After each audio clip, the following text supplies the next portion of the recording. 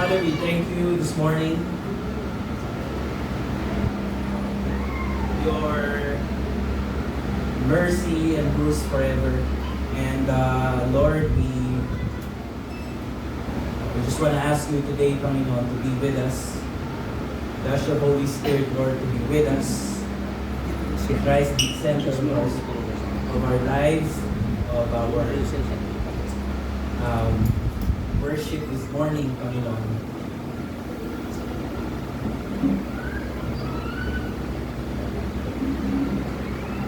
We pray that may the words of my mouth and all the meditations of our heart be pleasing in your sight.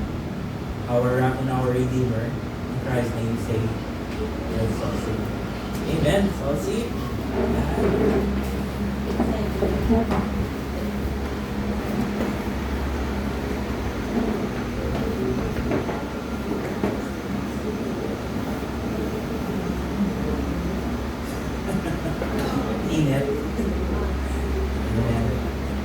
Okay, please open your Bibles in 1 Samuel chapter 25.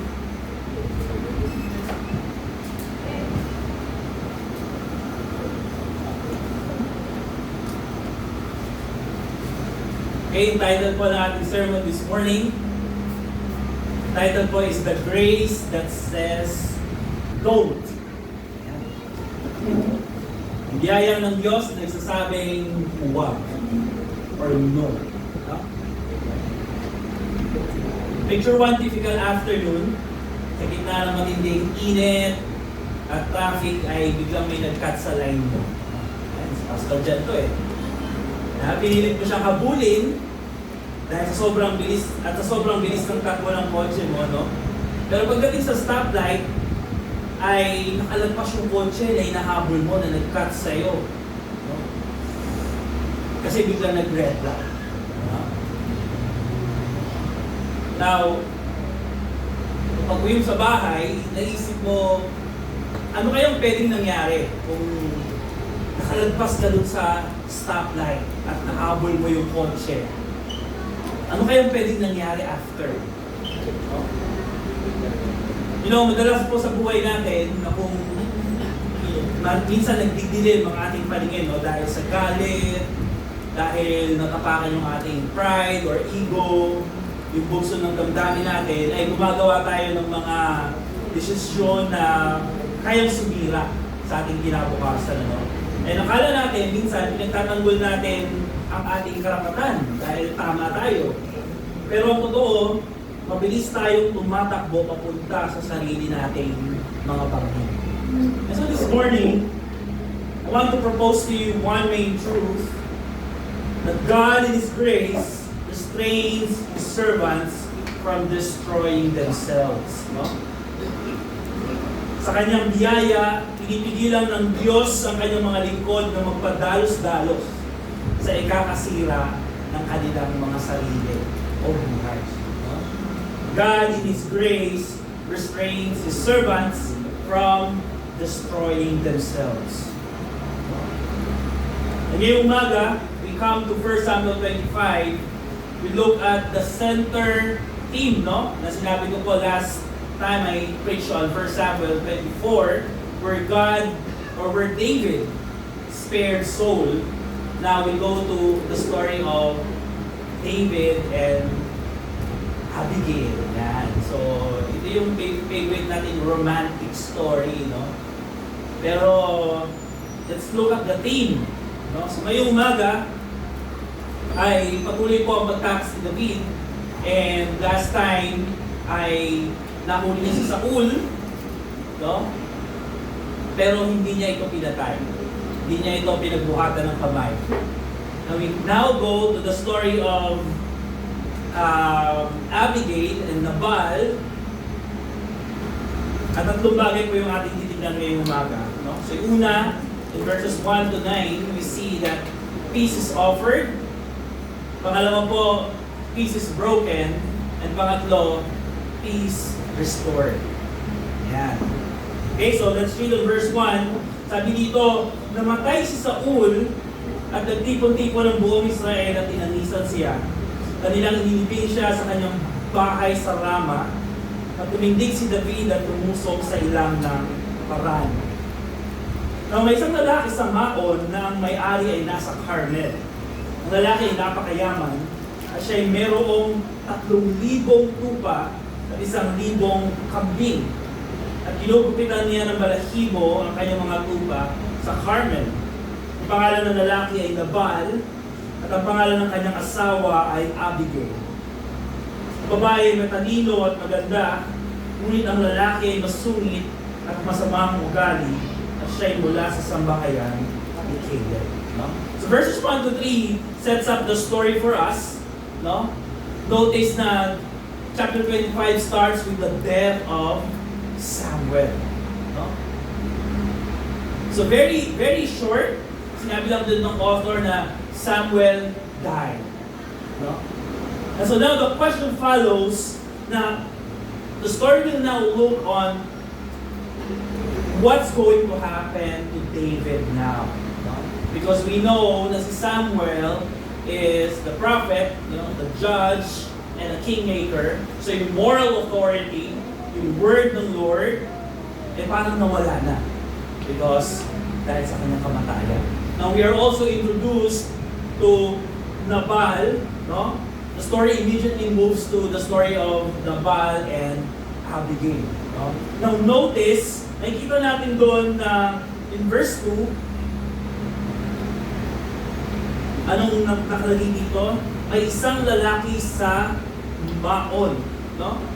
So notice how Nabal's possession was mentioned first before his name. No? Because yun ganun yung magiging takbo ng story, no? Na si Nabal ay ang pakialam na lang yung sarili niyang possession. No? He doesn't want to give it. No? Stingy. Madamot. No? And from his name, ang ibig sabihin ng word na Nabal in the Hebrew is the word fool or mangmang. No?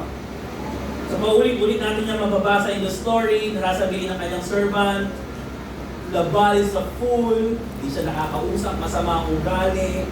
Abigail will also say na si Nabal ay masama ang ugali. So nagkaalat sa buong story. Now in contrast, si Abigail daw ay matalino at maganda. No?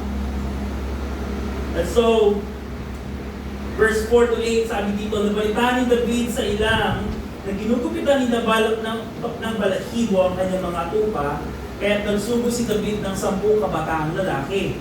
At sinabi ni David sa mga kabataan, umahon kayo sa Carmel at pumunta kayo kay David at batiin niyo siya sa aking pangalan.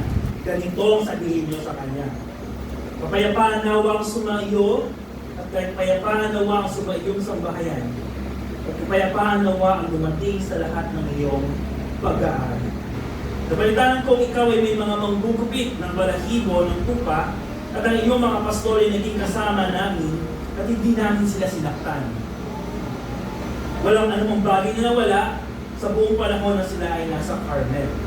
Tanungin mo ba ang iyong mga kabataang lalaki at sasabihin sa iyo, kaya makatagpo naman ang biyaya sa iyong paningin ng aking mga kabataan sapagkat kami ay naparito sa araw ng kapistahan. Hihiling ko sa iyo na magbigay ka ng anumang mayroon ka sa iyong mga lingkod at sa iyong anak na si David. No? And so, sabi ni David, it's feast time. No? Kasi sa panahon nila, sabi in verse 3 na napakarami niyang tupa. No? So, kapag ginugupitan na po yung tupa sa kanila, sa kanilang panahon, yung shearing of the sheep, ano yan, parang piyesta. No? Because sa panahon na ito, yung mga inaalagaan po na tupa ng mga pastol, no? Kung ano yung madala nila dun sa lugar, meron silang parang commission or bayad. Yan. Diba? So, kaya mababasa nyo na yung mga pastol ay nagbabantay, iniligtas nila yung mga tupa laban sa mga hayop, no? Kasi kailangan mas marami, the more na marami silang madala, no? The more na, the less na kakaunti yung mga napatay or nawala, mas marami silang makukuha. And now, sinabi ni David na siya ay kasama ng mga pasto na nagbabantay. And so, it is customary and tradition sa kanila mga kapatid that Nabal would also give a portion or share. No? Kaya nagpunta si David, nagpadala siya ng kanyang mga tauhan. No? And notice that, nakita natin in verse 6, no? So David greets Nabal with peace. Dito ba? Peace is offered. No? Yan, tatlong beses na mababasa natin, nasabi ni David, peace be to you, no? And peace be to your house, and peace be to all that you have. So there's a threefold shalom, and then galing kay David, no? So what it's trying to say is that yung wholeness, yung buong pagpapala, yung buong kapayapaan, yung kaayusan ng buhay ay nakay Nabal. No? Gandang greeting. No? When somebody greets you with shalom, no? Na sinasabi niya that may shalom be with you. No? May buhay mo ngayon ay maging kumpleto, napakaayos. No? So napakaganda ng pakiusap ni David. Now, in verse 9, nang dumating ang mga kabataang tauhan ni David, kanilang sinabi kay Nabal ang kanilang mga salitang iyon sa pangalan ni David. At sila ay naghintay. At sinagot ni Nabal ang mga lingkod ni David at nagsabi, sino si David? Sino ba si David? Sino ba ang anak ni Jesse? Maraming mga alila sa mga araw na ito ang lumalaya sa kanilang mga Panginoon. Akin bang kukunin ang aking tinapay at tubig? At ang karne na aking kinatay para sa aking mga manggugupit? At ibibigay ko sa mga taong hindi nalalaman kung saan sila nanggaling? Kaya ang mga kabataang tauhan ni David ay bumalik at sinabi sa kanya ang lahat ng mga salitang iyon. So, upon reading verse 10, tingin na baka hindi kilala ni Nabal si David kung bakit sinabi niya na sino ba si David, no? Pero, sa panahon nila, ito po ay isang karaniwang paraan para maliitin ang isang tao. No? Ito po ay isang way na para tapakan ang isang tao. Kumbaga, sinasabi ni Nabal, sino ba siya sa tingin niya? Para manghingi siya. Sino ba ito si David? Diba? So, brothers and sisters, Nabal was insulting David. Not only was he insulting David, Nabal is siding with Saul. So what the author is trying to tell us, trying to show us this morning, that Nabal is likening himself to Saul. At so sabi niya, siya ay isang alila na tumatakas. And so Nabal knew exactly who David is. Kilala siyang general. Kilala siya na kanong kamay ni Saul. No? So Nabal was insulting David. And after hearing what his men told him, ano yung reaction ni David? At sinabi ni David sa kanyang mga tauhan, isukbit ng bawat isa sa inyo ang kanyang tabak. At nagsukbit ang bawat isa ng kanyang tabak. At si David at nagsukbit ng kanyang tabak. At umahon na kasunod ni David ang 400 lalaki, samantalang ang 200 ay nanatili kasama ng kanyang mga dala-dalahan. Amen? So from the same word that says shalom, the author now says every man strap on his sword. No? So from a threefold goodwill, from a threefold shalom, dahil sa sinabi at insulto ni Nabal, yung kagandahang loob ni David ay naging pagkagalit agad. So notice that in our passage, 3 times din, no? Yung 3 beses sinabi ni Saul na ni David na yung kapayapaan ay nasa bahay ni Nabal, nasa kanyang tahanan, nasa kanya at nasa kanyang pamilya. 3 beses din inulit ng author yung action para bigyan tayo para bigyang diin at iparamdam sa atin na from the action and dialogue of David, David is angry. No? Natapakan yung kanyang pagkalalaki. Natapakan yung kanyang dignidad. No? Yung kanyang ego, yung kanyang pride. Amen? So from the mouth that spoke shalom came the same command to strap on your sword. So you would feel that the story started in a shalom way, in a peaceful way, and then all of a sudden, just because of an insult, just because of a word, yung flow ng story becomes bumilis, no? You would hear the drum beat. Strap on your sword. Hindi po ba?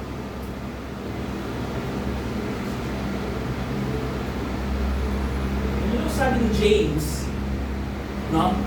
Speaking of our tongue, sabi ni James in chapter 13, no, verse 9 to 10, that with our tongue we bless God, and with the same tongue we curse the people who were created in the likeness of God. Wow. Ganun kabilis. Kita niyo yung power ng ating words. Kita niyo yung power ng ating mga dila, mga kapatid. This is why the Bible says that out of our tongue, our tongue can bring death, our tongue can bring life.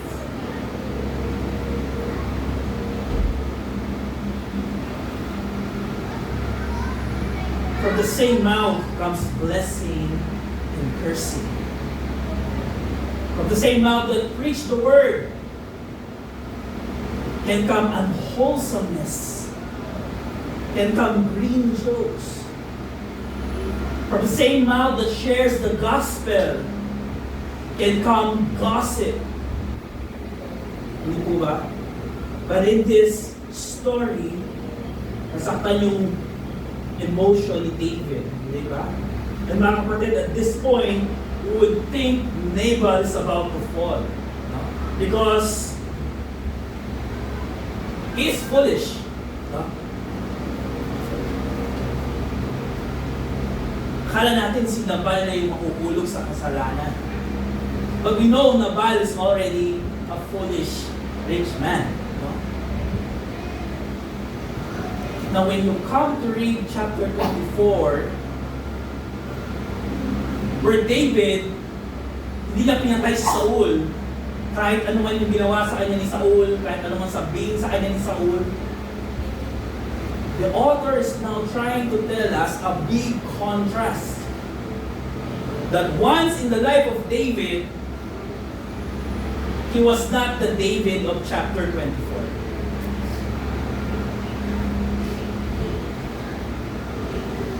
In chapter 24, si David yung pumigil, di ba? Sa kanyang mga kasama. Huwag natin patayin yan.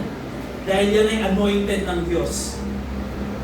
But in chapter 25, David is the one that needs restraining. Hindi po ba?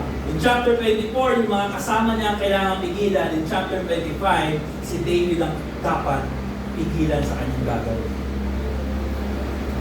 In chapter 24, nakita ni David yung maliwanag na hindi siya dapat ang maghigante.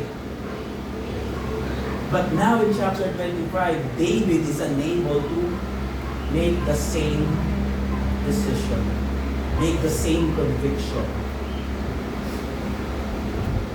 And you know, brothers and sisters, sometimes we can be this way. Hindi po ba? There are times kung saan kaya natin patawarin ang isa nating kaibigan, ang isa nating kasama sa church, kung nagkamali. Ngunit kamusta po pag nagkamali ang ating anak sa atin? Kamusta po pag ang asawa natin nagkamali sa atin?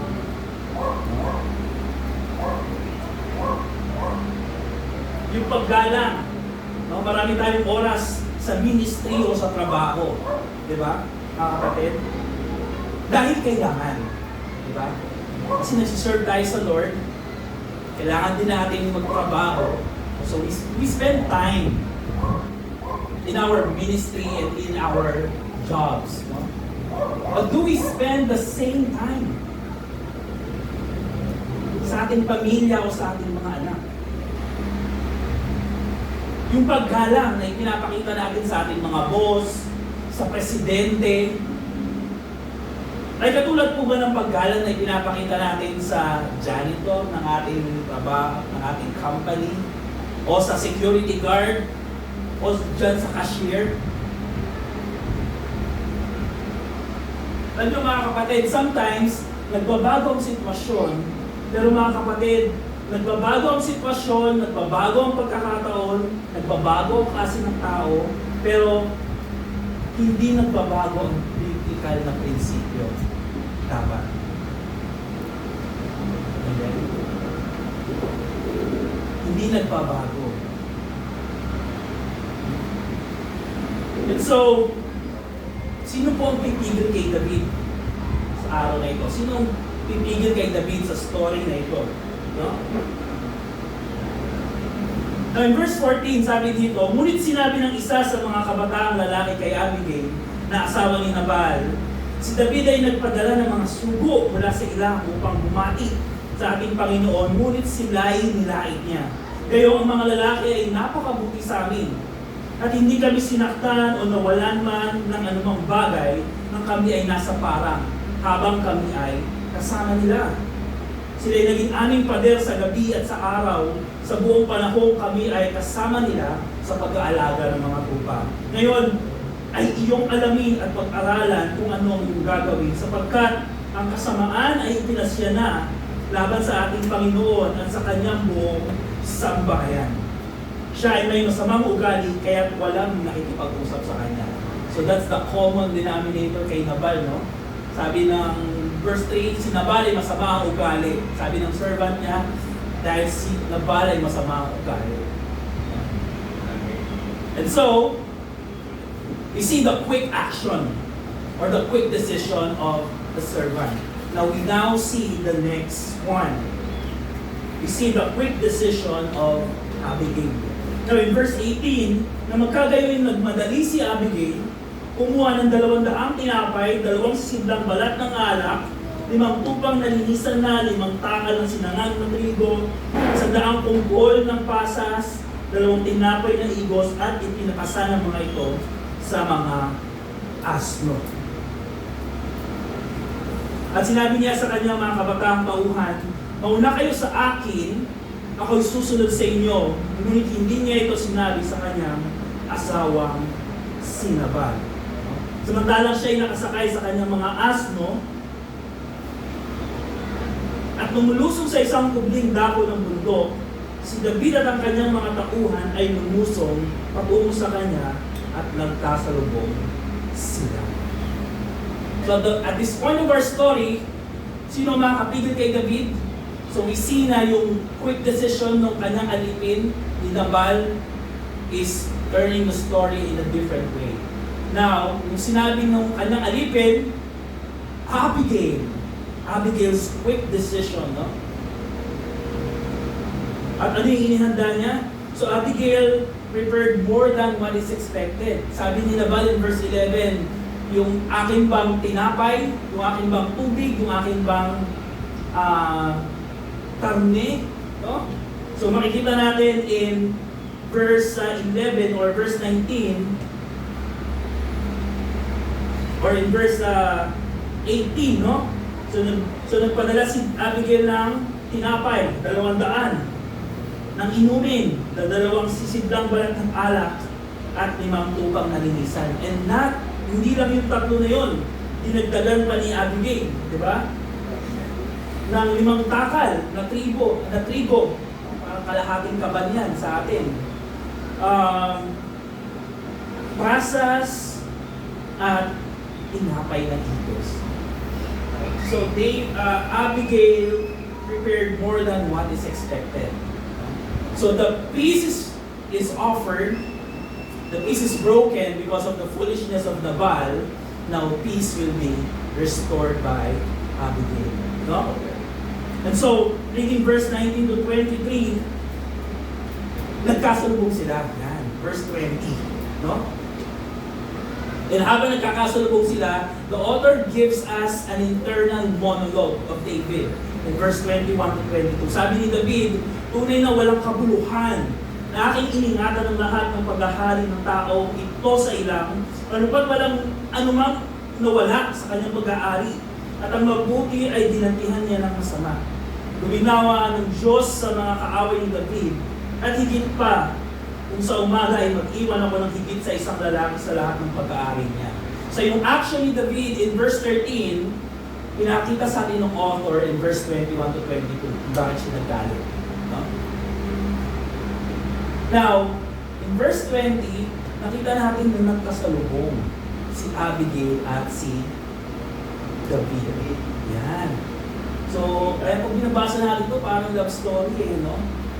So, nagkasalubong yung dalawa, and anong ginawa ni Abigail?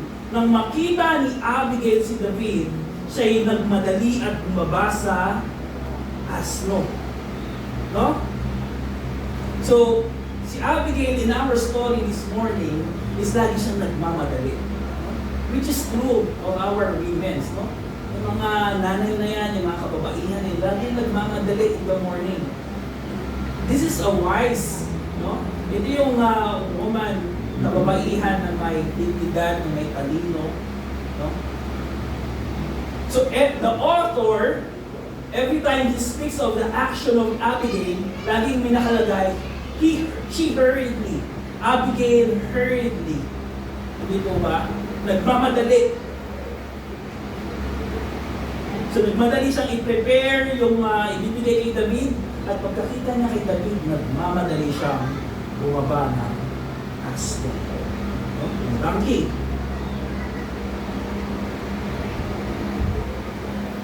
Nang makita ni Abigail si David, siya ay nagmamadaling bumaba sa asno at nagpatira pa sa harapan ni David. So in chapter 24, it was David doing the bowing down. No? Diba? Remember, nung nakita ni David si Saul in chapter 24, anong ginawa ni David? Siya ay, tinawag niya, diba, si Saul? Sabi niya, my Lord the King, and then siya ay nagpatira pa kay Saul. Now in chapter 25, hindi si David na nagpapakumbaba. Notice, it's Abigail na nagpapakumbaba and calling David, my Lord. When supposedly, David should be the one showing humility, showing the posture of worship and respect. But in chapter 25, the author tells us, it's Abigail. So there's a big contrast, no? May malaking pagkakaiba dun sa David ng chapter 24 sa David ng chapter 25. No? And the author gives us the largest dialogue and speech, not to David. In chapter 24, si David yung pinakamahaba. In chapter 25, si Abigail ang binigyan ng malaking parte ng author. No?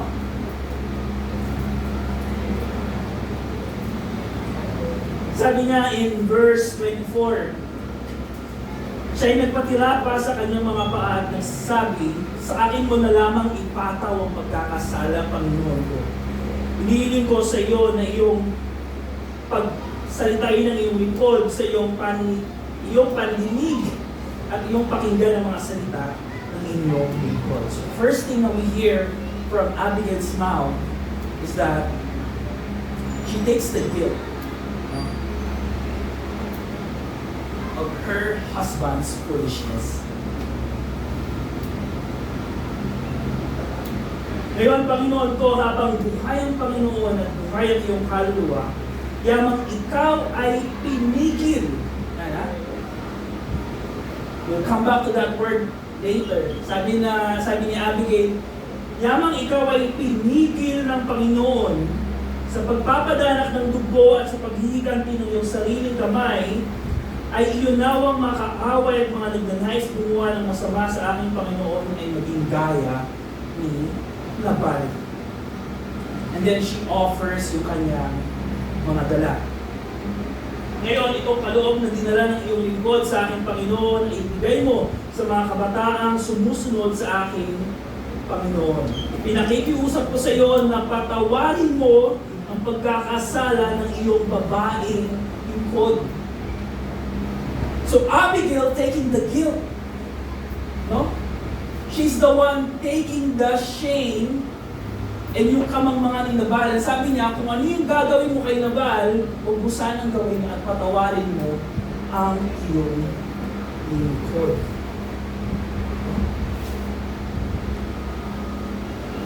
At sabi ni Abigail, sabi niya, ipinaglalaban ng aking Panginoon ang mga laban ng Panginoon. No? Speaking of, this is the same word that David said in chapter 17 when David fought Goliath. No? The battle is the Lord's. So, Abigail was trying to persuade David. Hinihimok niya si David. And letting him remember all his past experience. No? Sabi niya, ng aking Panginoon ang mga laban ng Panginoon. Yan. Na kung sino man ay mag-alsa upang habulin ka at tugisin ang iyong buhay, ang buhay ng aking Panginoon ay mabibigkis sa bigkis ng mga nabubuhay sa pag-aaruga ng Panginoon ng Diyos. At ang buhay ng iyong mga kaaway ay ihahagis niya na parang mula sa buwang ng isang tirador. The same language na makikita natin in verse 17, no? When David sling his slingshot to Goliath. No? So, Abigail is making her remember yung kanyang past experiences.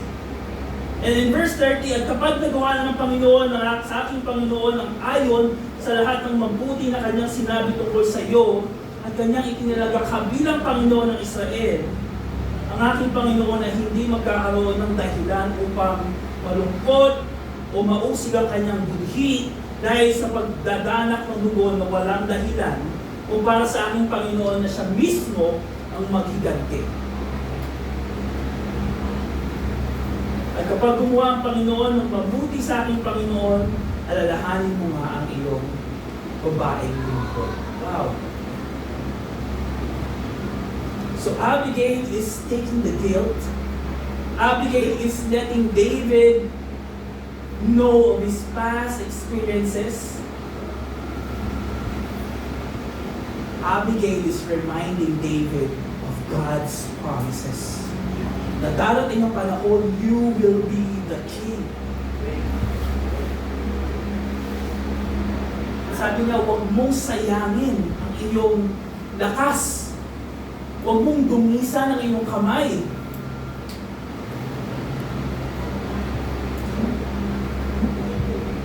Amen? Wow! What kind of wisdom? What kind of persuasion? So, alam niyo po, para sa ating mga kalalakihan, hindi po ba napakalaking pagpapala ng ating mga asawa sa ating buhay? Kung narito ang asawa mo, tingnan mo ngayong umaga. At tingnan mo anong klaseng pagpapala siya sa buhay mo.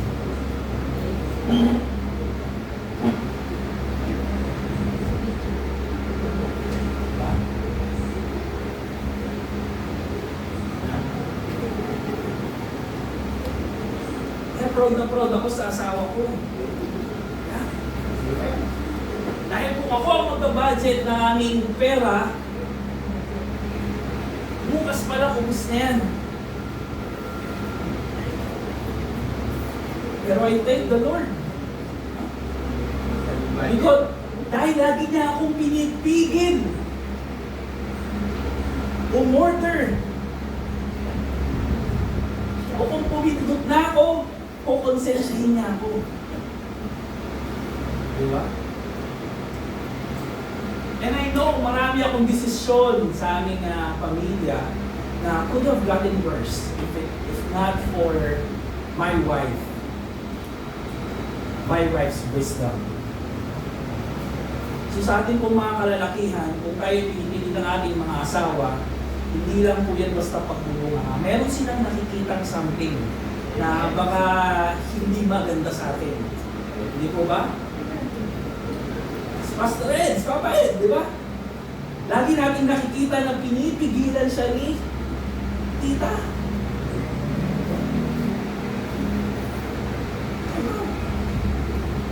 Pinagpapasalamat natin yung mga ganyang kababaihan sa buhay natin. Because it balances wisdom sa ating mga kalalakihan. And kung wala sila, hindi natin alam kung ano mangyayari sa ating mga lalaki. Napakalaking bahagi nila sa ating mga buhay. And so, dahil sa katalinuhan ni Abigail, from strapping of the sword, no?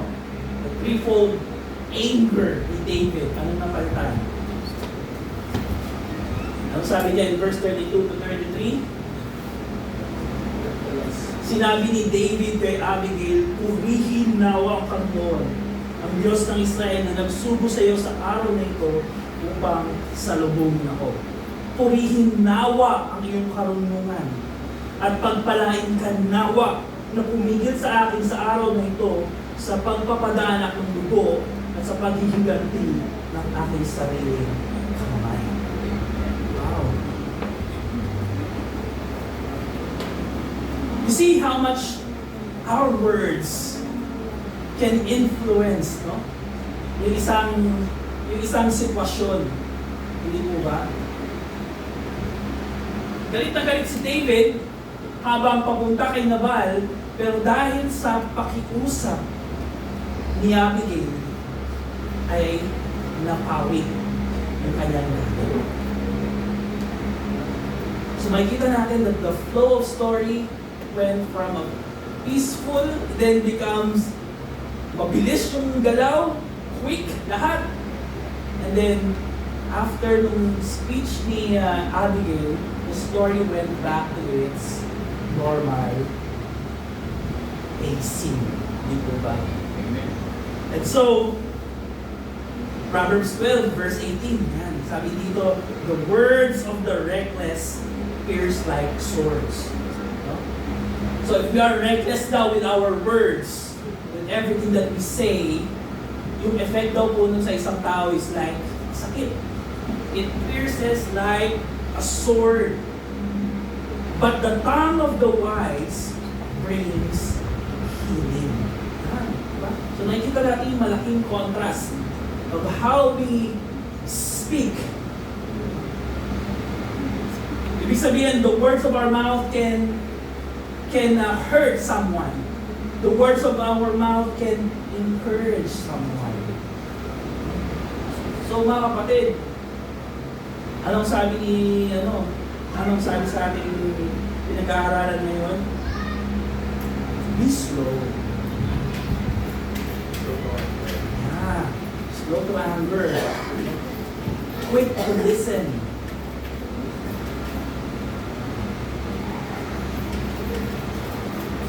And so, sino po ang pumigil sa gagawin ni David? Yes, pinigilan siya ng kanyang alipin. No? Yes, it was Abigail. Now, it is slowly unfolding. Sabi niya, verse 32,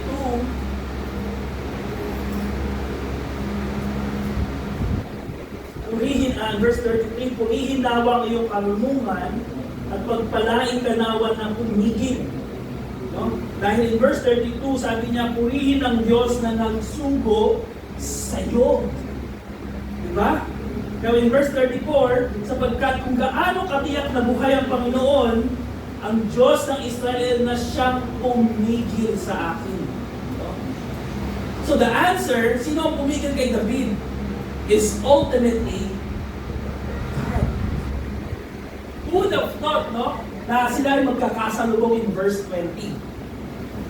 Who would have thought na Abigail would be the instrument para mapawi yung galit ni David? And so David praises God who restrained. Yan. So, from threefold shalom, we go to the threefold anger. Now, we come to the threefold blessing. Makikita natin yan. And so, ano nangyari? Tinanggap ni David, at in verse 36, pumunta si Abigail kay Nabal, no? Nagdao siya ng kapistahan sa kanyang bahay na gaya ng pagpipista ng isang hari. Yan. Okay? So, lumiliwanag na yung story sa atin. Si Nabal was used by the author na parang soul-like.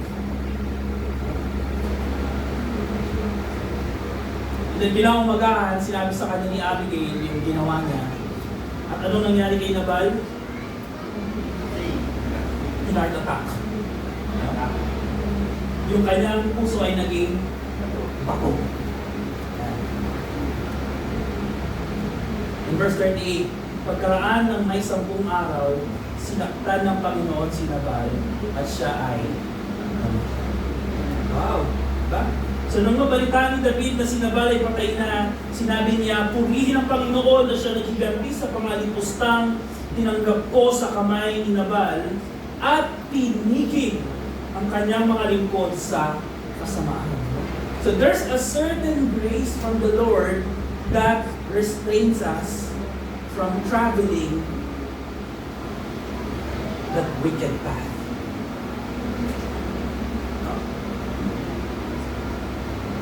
So David praises God who restrained him and brought justice. So hindi kailangan patayin ni David si Nabal. It was God Himself who brought justice.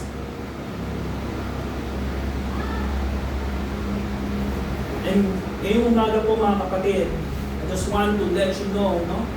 Injustice and wicked things done on the Lord's people will not escape His attention. Pangawakan natin yan. The injustice that you see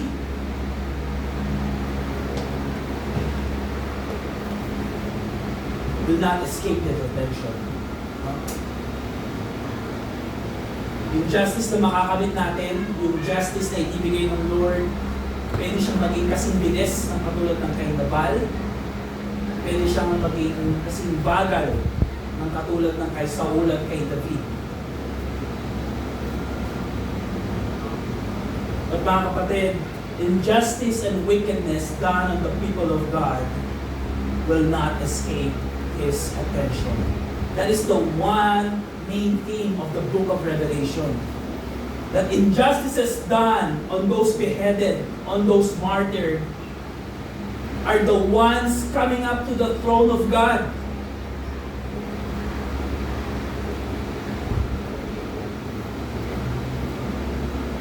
And so woe to those politicians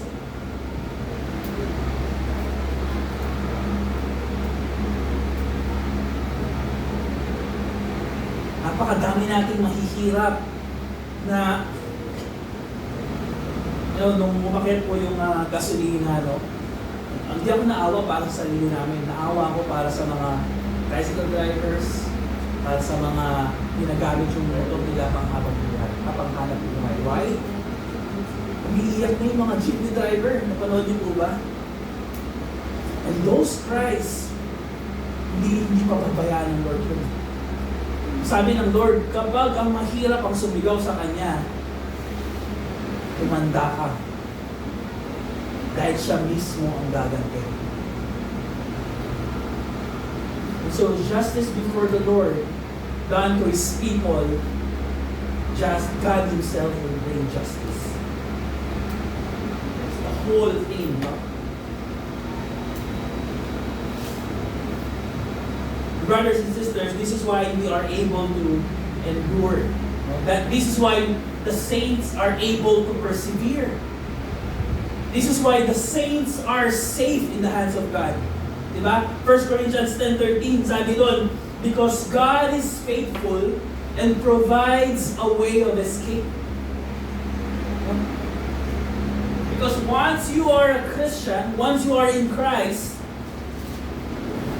Christ will hold you fast.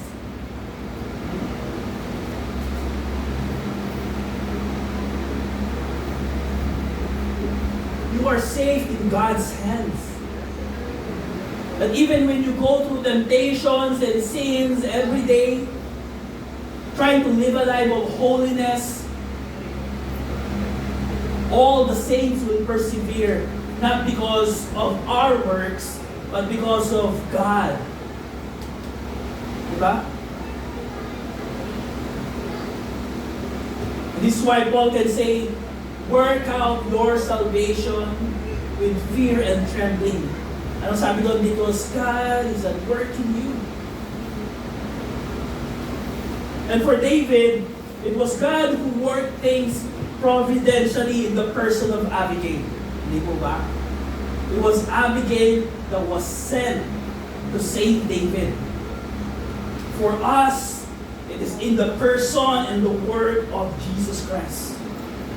In Abigail, sabi po dito in verse 41, nang dumating ang mga lingkod ni David kay Abigail sa Carmel, kanilang sinabi, sinubo kami ni David sa iyo upang kunin ka na maging asawa niya, at siya'y tumindig at nagpatira pa sa lupa at sinabi, ang iyong lingkod ay isang alila na maghuhugas ng mga paa ng mga lingkod ng aking Panginoon. In Abigail, who humbly offers to wash the feet of the servants of David, we saw a glimpse of the humbleness of our Master, the Lord Jesus Christ, who washed the feet of His own disciples. And in Abigail, who mediated o namagitan for Nabal and took his guilt, we find the glimpse of our own mediator, the man Christ Jesus, who took the guilt and sins on behalf of foolish sinners like us. We are the Nabal of this story. We are not the Abigail of this story. We are not the David in this story. We are the foolish Nabal of this story. And because of what Christ has done on the cross, your foolishness did not deserve the wrath that comes from the Father. And so, brothers and sisters, Christ is the reason why we hope for a day when justice will prevail, the wrongs are made right, and our brokenness is forever healed. Every tears will be wiped away. Every injustice, once the reigning King comes back. And that is why our hope is a living hope, mga kapatid. That is why our hope is only in Christ alone. And so for believers, sa ating mga kapatid, don't build a monument for your anger. Huwag nyo i-stay yan sa inyong mga puso, no? If someone wrong you, sabi ni Paul, Romans 12:9, do not take revenge, my dear friends, but leave room for God's wrath, for it is written, it is mine to avenge, and I will repay, says the Lord. And for you, kapatid, if you feel secured and sufficient in all your needs, Luke 12:19 to 20 serves as a warning for you. No, sabi nung mayaman sa kanyang sarili, I have plenty of grain laid up for many years. I have to take life, no?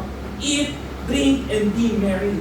Pero ang sabi ng Lord doon, but God said, you fool, you Nabal, this very night your life will be demanded of you. And so if you are not yet in the saving faith sa ating Panginoong Kristo, if you feel sufficient sa buhay mo, if you feel secure sa buhay mo, then go ahead. We invite you to take your allegiance to the one true King. So mga kapatid, the next time someone cuts you off, no, while you are driving sa isang mainit, isang traffic na lugar sa Maynila, run to His restraining grace and stop at that red light. Amen? Tayo po lahat ay manalangin.